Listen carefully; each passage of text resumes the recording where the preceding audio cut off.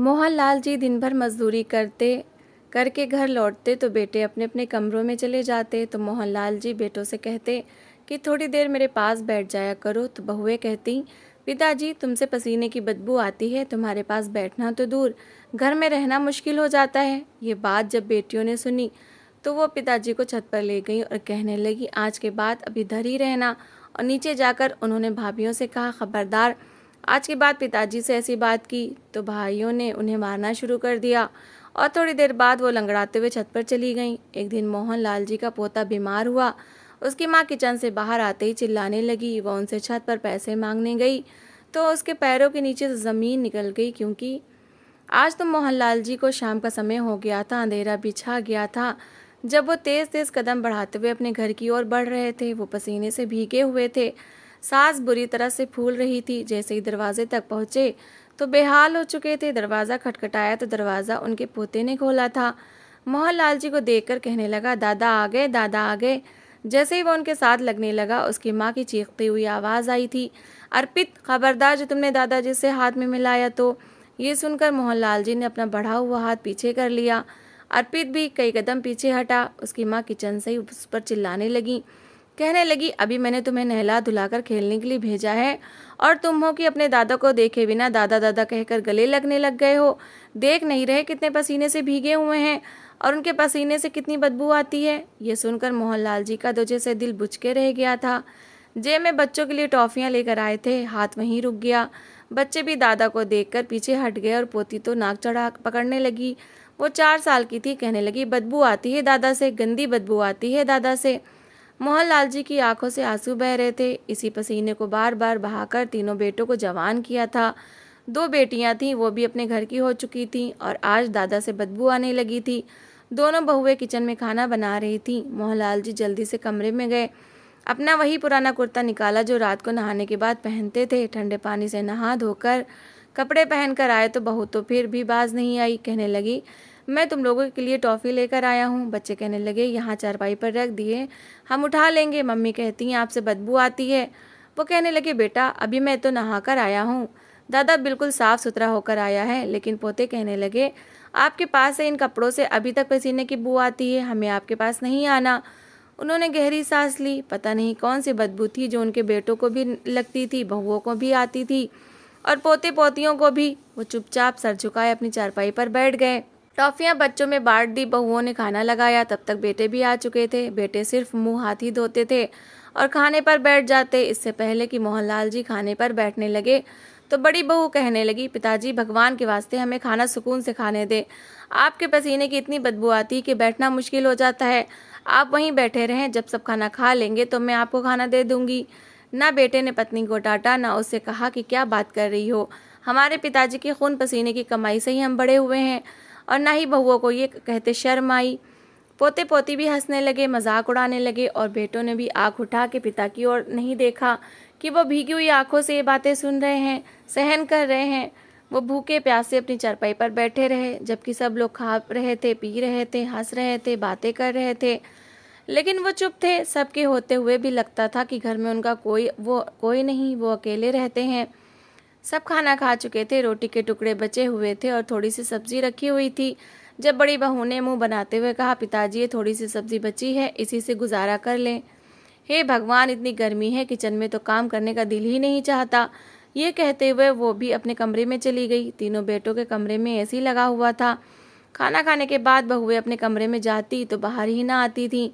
मोहनलाल जी जब खाने पर बैठे तो देखा कि सिर्फ एक आलू है और हॉट पॉट हटाकर देखा तो आधी रोटी थी और कुछ टुकड़े पड़े थे। वो भूख से बेहाल हो रहे थे, आंखों से आंसू टिप टिप गिरने लगे। वही आधी रोटी उन्होंने खानी शुरू कर दी, बाकी बिखरे रोटी के टुकड़े उठाकर खाए। पत्नी की भी याद आई थी कि जब तक जिंदा थी उनका बड़ा ख्याल रखती थी। तब तो उन्हें बहू के काम की परवाह ही नहीं होती थी। पत्नी खुद खाने का ख्याल रखती थी। बूढ़ी हो गई थी लेकिन कभी बहू के सिर पर बोझ नहीं बनी थी।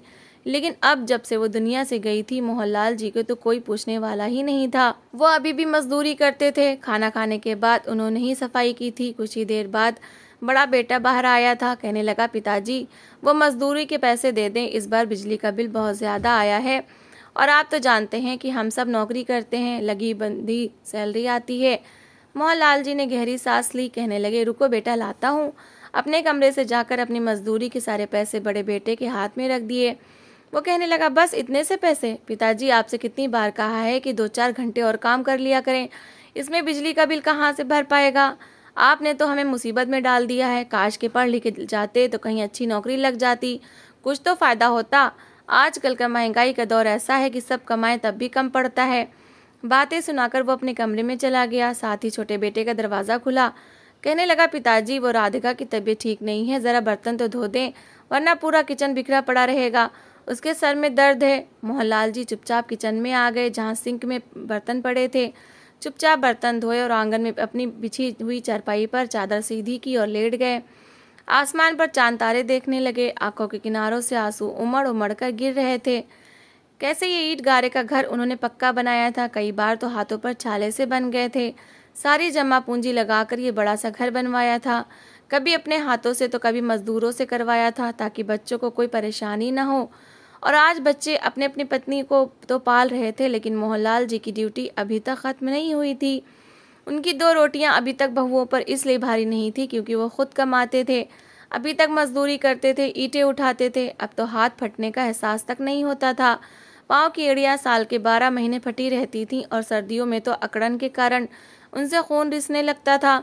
लेकिन कौन था जो पाँव धुलाकर इस पर मरहम लगा देता? जो लगाने वाली थी वो तो इस दुनिया से जा चुकी थी, जो ख्याल रखती थी बच्चों का भी और मोहनलाल जी का भी। पत्नी अगर बुढ़ापे में साथ छोड़ जाए तो मर्द अनाथों जैसा हो जाता है। मोहनलाल जी का भी यही हाल था। अब तो ये अकेलापन उन्हें काटने लगा था।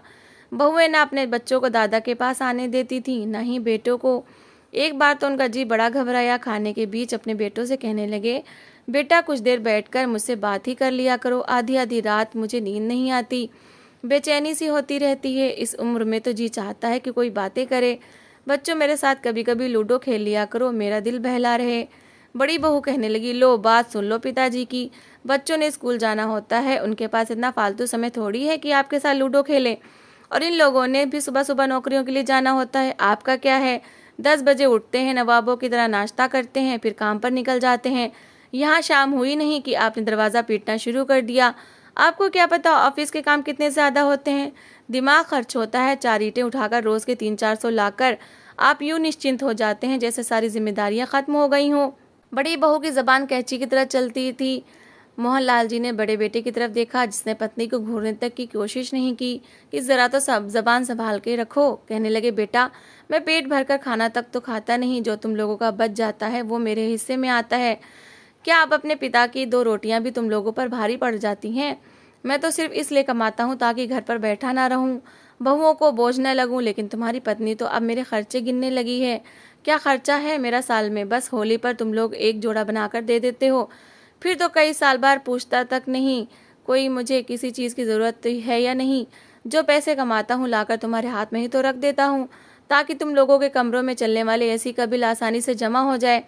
मैं तो ऐसी में लेट भी नहीं सकता, ना ही मैं कमरे में जाता हूँ। बड़ा बेटा कहने लगा, बस भी करे पिताजी, मेरी पत्नी बेचारी पूरा दिन किचन में घनचक्कर बनी रहती है। आप ज़रा किचन में खड़े होकर तो देखें। खाना बनाना भी कोई आसान काम नहीं है। क्या हो गया जो 2 शब्द उसने कह दिए? अगर यही बात आपकी सगी बेटियां कहती तो वो आपको कभी बुरी न लगती। बड़े बेटे ने तो बाप को ताना तक दे दिया था। मोहनलाल जी ने कोई जवाब नहीं दिया। बहस करने की फजूल आदत उन्हें नहीं थी। बहू यही कहती कि हमें तो उनके कपड़ों से बदबू आती है, हमसे तो वो बदबू सहन नहीं होती जो उनके पसीने से आती है, इसलिए हम मशीन में अपने कपड़ों के साथ अब पिताजी के कपड़े नहीं धोएंगे। पिताजी से कह दो अपने कपड़े खुद धो लिया करें। ये सुनकर मोहनलाल जी ने गहरी सांस ली। चुपचाप अपने कपड़े रात को ही सिर्फ सर्फ में भिगो देते और सुबह धोकर रस्सी पर डालकर चले जाते। कमर अब झुकने लगी थी, लेकिन मजदूरी थी कि कभी ख़त्म होने का नाम ही नहीं लेती थी। अब तो उनके साथ ही दोस्त भी जब कभी उन्हें देख लेते तो कहते, बस भी करो मोहनलाल, हम भी तुम्हारे साथ ही मजदूरी करते थे, लेकिन जब से बेटों ने घर संभाला है हमें घर से बाहर निकलने ही नहीं देते, हमारे सारे खर्चे पूरे करते हैं। और तुम्हारे तो 3-3 बेटे हैं, तुम्हें किस चीज़ की कमी है?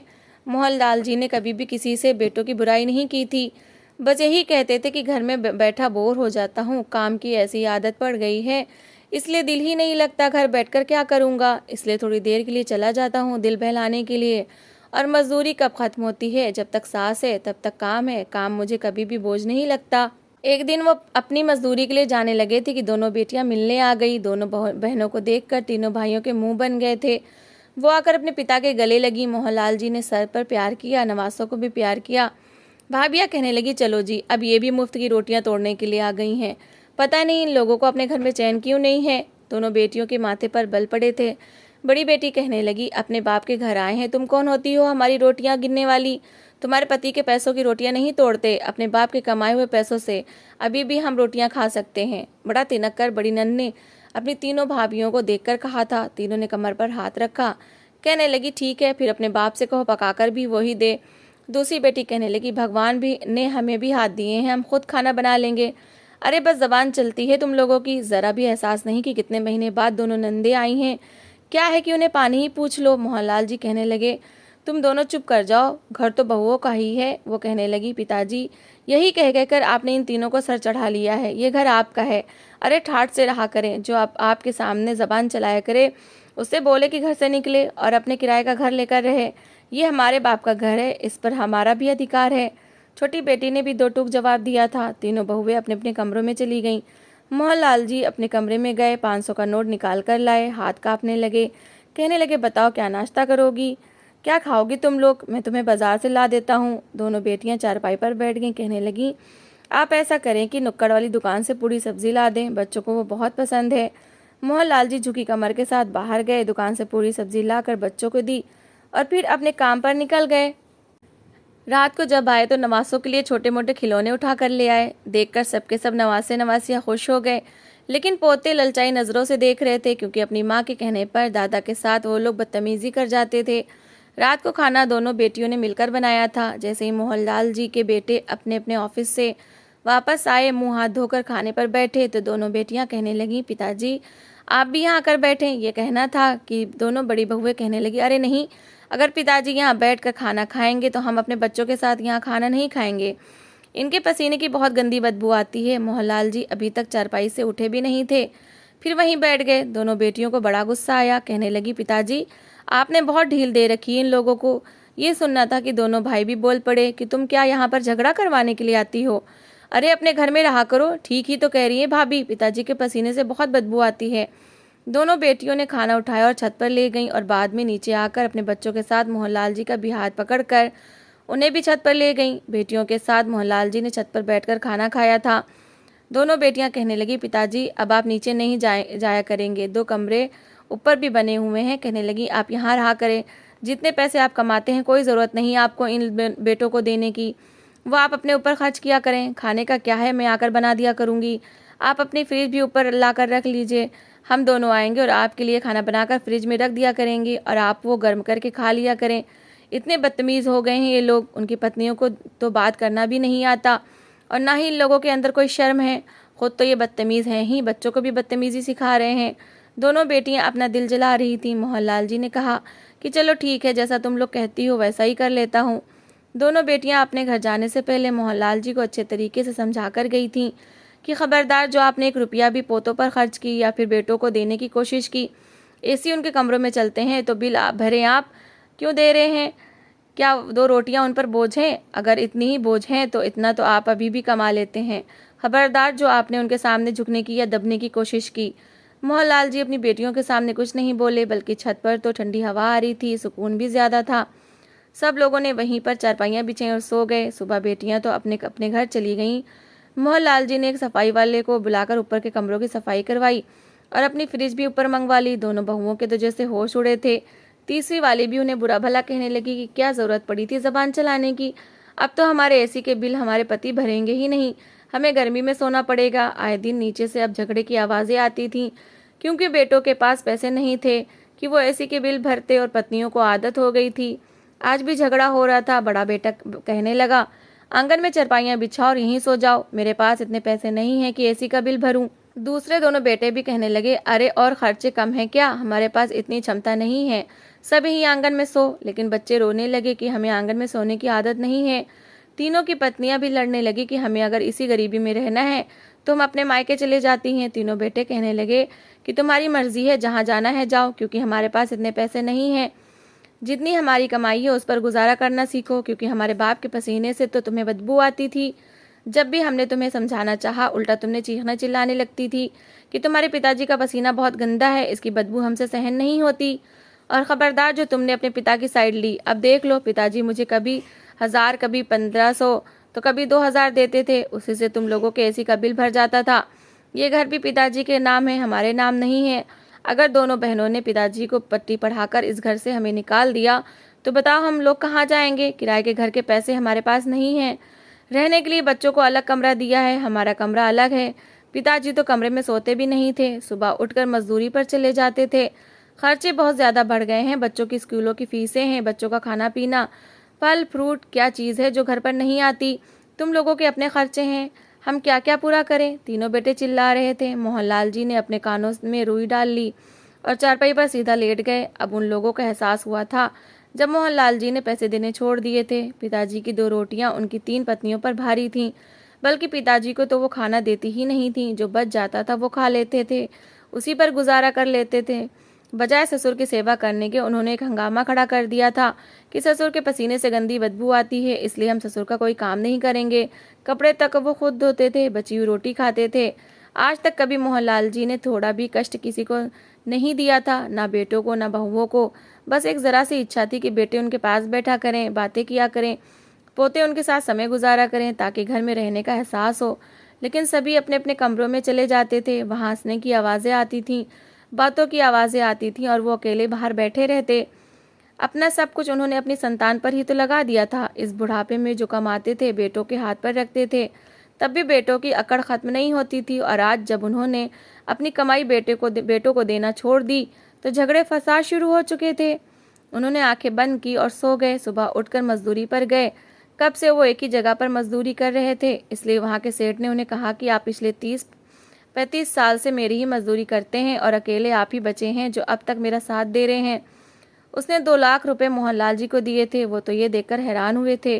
सेठ जी कहने लगे, ये आप रख ले, ये हमारी ओर से आपके लिए इनाम है।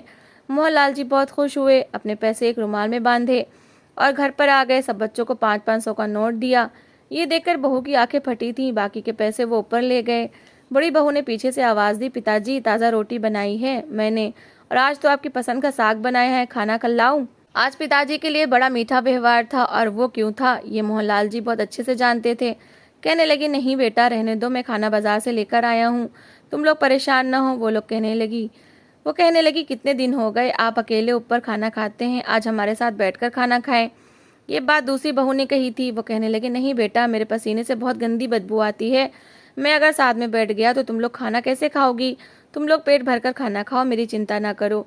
ये कहकर मोहनलाल जी ऊपर कमरे में चले गए, अपना खाना प्लेट में रखा और खाना खाने लगे। बहुएं नीचे फिर से झगड़े कर रही थीं, एक दूसरे पर इल्ज़ाम लगा रही थीं कि तुम्हारे कहने पर ही मैंने पिताजी से ऐसा व्यवहार किया।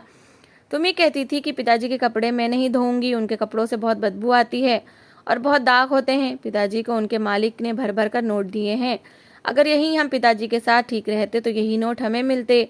दूसरी कहने लगी, हाँ जैसे तो तुम तो मेरी सारी बातें मानती हो, तुम्हारी अपनी जबान कैंची की तरह चलती है, किसी के कहने पर नहीं रुकती, अब हम पर आरोप ना लगाओ। छोटी बहू कहने लगी, मैंने तो ज़्यादा कभी कुछ कहा ही नहीं, फिर भी तुम लोगों के साथ साथ मैं भी बुरी बन गई। इस बात पर तीनों की ही बहस हो गई थी। तीनों बेटे भी अपने अपने ऑफिस से वापस आ गए थे। बड़ा बेटा बड़े गुस्से में था। कहने लगा, आज मेरा अपने बॉस के साथ झगड़ा हो गया, उन्होंने मुझे नौकरी से निकाल दिया, पता नहीं अब घर कैसे चलेगा। ये कहना था कि दूसरे दोनों भाई कहने लगे, ओ भाई, हमारे सहारे पर मत रहना कि हम तुम्हारे बच्चों की फीसें भरेंगे या तुम्हारे बच्चे और पत्नी के खर्चे हम उठाएंगे। ऐसा कोई सीन नहीं है। नौकरी छूटी है तो कुछ और मजदूरी करो, कुछ भी करके अपने पत्नी बच्चों का खर्चा तुम खुद उठाओ, और बिजली के बिल के भी तीन हिस्से ही होंगे। तीनों में गर्मा गर्मी होने लगी। 2 महीने बाद मोहनलाल जी की बेटियां फिर आई थीं और भाभियां तपी बैठी थीं। नंदों को देखकर उन्होंने बड़ा गुस्सा दिखाया, क्योंकि जब से नंदों ने अपने पिता को समझाया था तब से ही मोहनलाल जी ने बेटों के सर से हाथ हटा लिया था। बड़ा बेटा नौकरी के लिए धक्के खाता फिर रहा था, लेकिन नौकरी नहीं मिल रही थी। बाकी भाई कह चुके थे कि घर के राशन में हिस्सा डालो और बिल भी भरो। उसने अपनी पत्नी से कहा कि तुम्हारे जो थोड़े बहुत गहने हैं तुम वो बेच लो, तो उसकी पत्नी ने साफ इनकार कर दिया। अभी वो गुस्से में बैठी थी। दोनों बहनें जब घर पर आईं तो बड़ी भाभी उनके साथ लड़ने लगी, झगड़ा करने लगी कि तुम्हारे कारण ही पिताजी ने पैसे देने छोड़ दिए हैं, तीनों में बहस बढ़ गई। बड़ी वाली को इतना गुस्सा आया कि उसने डंडा उठाया दोनों नंदों को मारना शुरू कर दिया। वह बेचारी लंगड़ाती हुई ऊपर पहुंची थी। मोहनलाल जी ने जब बेटियों का ये हाल देखा तो उन्हें बड़ा गुस्सा आया। तीनों बेटों को बुलाकर कहा कि अपने अपने घर की व्यवस्था कर लो, ये घर मेरा है। बड़ा बेटा तो अपनी पत्नी को कमरे में ले जाकर उस पर गाली गलौज करने लगा, उसे डांटने लगा कि सारा किया कराया तुम्हारा ही है। जब वो अपनी पत्नी को थप्पड़ मारने लगा, उसका बेटा बीच में आ गया और धक्कम पेल में बेटे का सिर बड़ी जोर से दीवार पर लगा और खून निकलने लगा। जेब में पैसा नहीं था। बड़े भाई ने जब दूसरे छोटे भाइयों से पैसे मांगे तो उन्होंने साफ इनकार कर दिया। वो रोता पीटता हुआ अपने पिता के पास आया ताकि पिताजी पैसा दे दें, लेकिन जैसे ही ऊपर आया दोनों बहनें सर जोड़े बातें कर रही थी कि पिताजी को तो हमने अपनी मुट्ठी में कर लिया है, अब जल्दी से घर के कागजात पर पिताजी का अंगूठा लगवा लेते हैं ताकि ये पूरा घर हमारे नाम हो जाए। ये सुनकर बड़ा भाई हैरान रह गया था। पिताजी उस समय कमरे में थे, लेकिन अंदर कमरे में खड़े होकर बेटियों की बातें सुन चुके थे। और बड़ा बेटा भी रोता हुआ पिता के कमरे में गया और पैरों में गिर गया, रोने लगा, कहने लगा मेरा बच्चा मर जाएगा। पोते को जब खून से लथपथ देखा तो मोहनलाल जी तड़प उठे। बेटे को पैसे दिए, समय रहते बेटे का इलाज हो गया तो वो बच गया। बड़े बेटे ने अपनी पत्नी से कहा कि अगर तुमने अपना व्यवहार मेरे पिताजी से ठीक नहीं रखा तो मैं तुम्हें तुम्हारे मायके भेज दूंगा, क्योंकि तुम्हारे कारण पहले ही मैंने अपने पिताजी के साथ बड़ा बुरा व्यवहार किया है। मोहनलाल जी ने अपनी ज़िंदगी में अपनी एक वसीयत तैयार करवाई जिसमें सबके हिस्से के बारे में साफ तौर पर लिखवाया गया कि जब तक वो जिंदा है ये घर उनके नाम रहेगा और उनके मरने के बाद वसीयत के हिसाब से ही बंटवारा किया जाएगा। ये सुनकर दोनों बेटियों के मुंह बन गए थे। वो कहने लगी पिताजी ये आपने क्या किया, इन तीनों को क्यों हिस्सा दे रहे हैं। वो कहने लगे कि लालची तो सभी हैं, अगर सज़ा देने पर आया तो तुम लोग भी इसी लाइन में खड़ी हो जाओगी, इसलिए मैं नाइंसाफ़ी नहीं करना चाहता, जिसका जो अधिकार है उसे वही दूंगा। मोहनलाल जी की बात सुनकर दोनों बेटियां शर्मिंदा होती अपने घर चली गईं। तीनों बेटों को एहसास हो गया था, इसलिए मोहनलाल जी अब काम नहीं करने जाते थे, बेटे ही उनके खर्चे पूरे करते थे। 2 लाख की पूंजी से बड़े बेटे ने कारोबार शुरू कर लिया, लेकिन सारे पैसे पिताजी को लाकर देता था। समय बदल गया था क्योंकि बेटों ने समझदारी से काम लिया था और पत्नी की बस वही बात सुननी चाहिए जो सुनने लायक हो, और हम सबको अपने माता पिता के साथ अच्छा व्यवहार करना चाहिए। तो दोस्तों, इस कहानी को लेकर आपकी क्या राय है कमेंट बॉक्स में ज़रूर बताएं। और अगर आपको हमारी आज की कहानी अच्छी लगी हो तो प्लीज़ इसे लाइक ज़रूर करें। अगर आपने अभी तक हमारे चैनल को सब्सक्राइब नहीं किया तो ज़रूर कर लीजिए। तो मिलते हैं ऐसी एक और मोटिवेशनल कहानी के साथ। Thanks for watching.